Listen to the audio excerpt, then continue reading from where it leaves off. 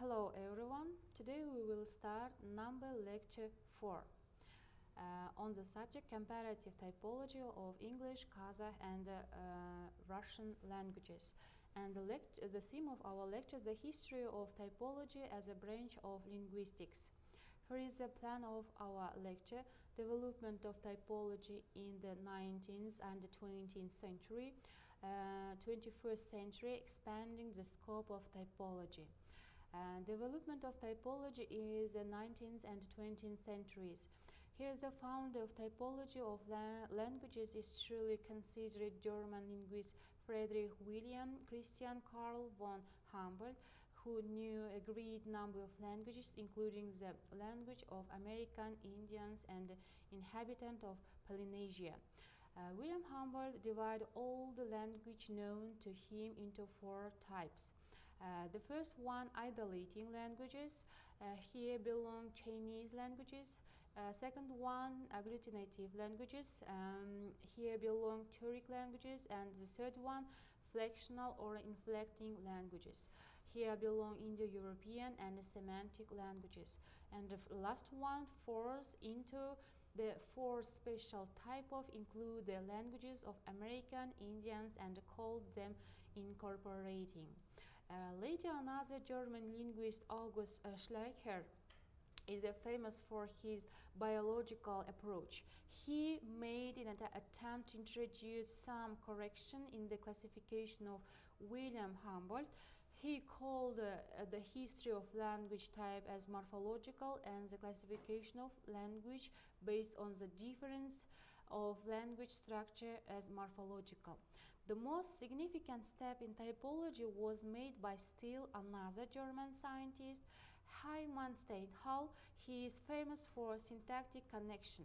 He didn't deal with separate words, but he dealt with the analysis of syntactical relations between them, and in fact he moved from morphological phenomena to syntax, and in this way he added one more criterion by typological analysis.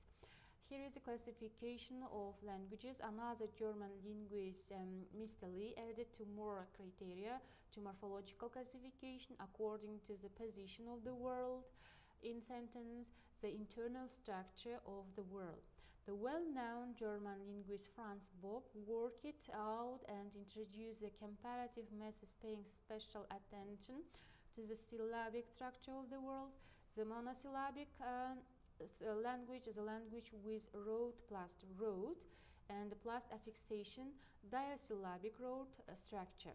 Some word about new direction in linguistics, William Massachusetts and E. Levy and Peter Hartmann mostly dealt with characterizing typology. Also, here is Ivan Ivanovich, Alexander Václavich and Tahir Kalmanovich and Zeynep Korkmaz, Omaz Valerianovich and Nigar Valiyeva. Here is the multi-stage typology. Multi-stage typology can be made in the work of Edward Safar, Joseph Harold Greenberg, Gabriel Bissell-Durand, and others. American linguist Joseph Harold Greenberg later focused attention on quantitative typology. Other modern directions in typology are investigated in the work of Angie Martinet, Boris Uspensky, Vladimir Skalika, and Tadeusz Milkneses. Here is the methods. Methods, considering the 4 honors of typology, it's necessary to mention that the research work Schlegel and Humboldt and their contemporaries were carried out are the very different presumption. It was quite significant for the growth and the development of typology that they believed language to have an abstract organic unity.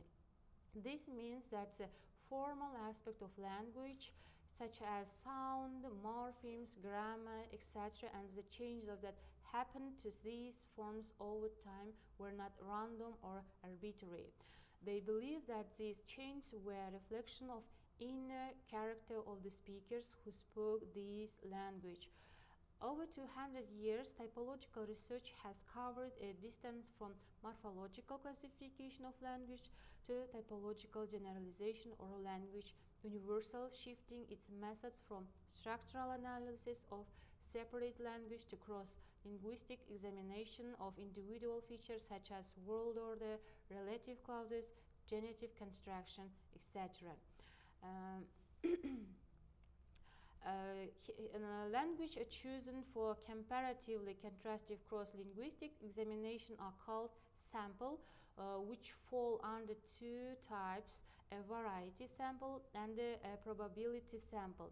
According to Bell, a variety of samples select subsets that are intended to maximize the likelihood of capturing all the linguistic diversity for the phenomena under study. A probability sample selects a sample from the set of languages whose probability of being chosen over another sample is known in advance. 21st century, expanding to scope of typology. Nowadays, assumption methods and the focus of current typological research have all drastically changed. Yet it's important for us that we trace the historical development of the discipline to understand the transition of early typological research work. We would also examine the state of language typology in present time and the current research work that is being carried out in the field. We would also demonstrate how the present typological research has gone throughout a major change that is taking place even in modern time to widen the research goal in the field of typology. Here is the development. Like any living organism, a language could develop over time, but it would always have its essence protected and preserved in all its developments. They believed English, German, French, Russian, Arabic, and the Chinese as the internal language differ from each other because of the inner character of the people and the difference in their culture. It is this difference of character and the culture of the speaker of the language that give rise to the differences that are found in language. In present, most of the researchers working in different areas of linguistics being their work with the belief that language is expressible purely in physical terms. If we hold this view, we should say that the production of comprehension of the sentence is ultimately nothing more than the firing of neurons. Typology, we should not hold it against for the scholarship of the researcher just because their theory and the line of thinking cannot be applied and accepted 100% as it's in present time. No doubt this enable lingual testimony of lexical and semantic likeness can find its exhaustive explanation only on the basis of the historical typology and the present-day scientific methods of analysis. Not excluded completely could also be other approaches, some of which are already familiar to our students. In conclusion, we want to say the modern understanding of language as a physical phenomenon governed by the same natural laws as other scientific fields reflect a scientific shift in linguistic research. While such perspectives may have been inconvenient in the past, contemporary scholarship embraces the rule of neurons, cognitive process in language production and comprehension. However, recognizing the limitation of current theories is essential as linguistic inquiry continues to evolve. Historical typology and its scientific methods remain crucial for exploring linguistic similarities, while other approaches also contribute valuable insights, ensuring a comprehensive understanding of language in the present and the future. Now, thank you for your attention. See you soon.